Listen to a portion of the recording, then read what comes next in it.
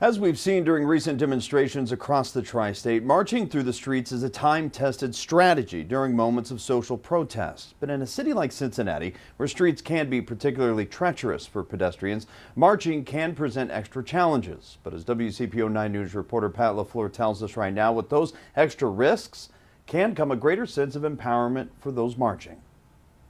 In recent weeks, UC student Miriam Main has helped organize multiple protests throughout Cincinnati. Her first was through Clifton. We marched a very nice perimeter around UC, through Martin Luther King and then Calhoun. Main said there's a disruptive factor to taking over the streets that helps amplify protesters' message. It's definitely a power move, for sure. When you have a large group of people taking up the street, drivers have no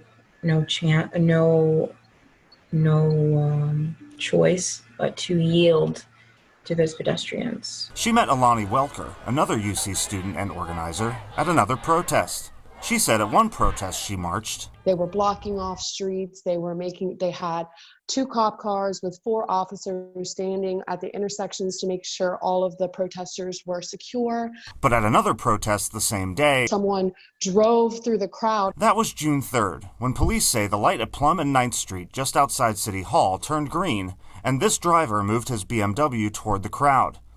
One protester stands her ground and barely makes it out of the way before the car turns around and drives off. It got Councilman Jeff Pastor thinking. It has to do with the number of pedestrians that have been struck by cars in our city.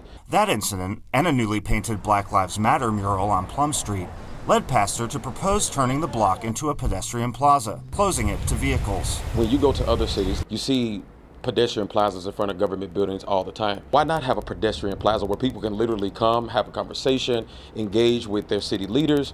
A city report mentioned access to businesses, parking, and traffic volume as logistical issues that would need resolved before council should go forward. In the meantime, Main said marchers are watching out for each other. Taking care of each other is a big priority on and off the streets, especially on the streets. When you say our streets, you better mean it. Pat LaFleur, WCPO 9 News.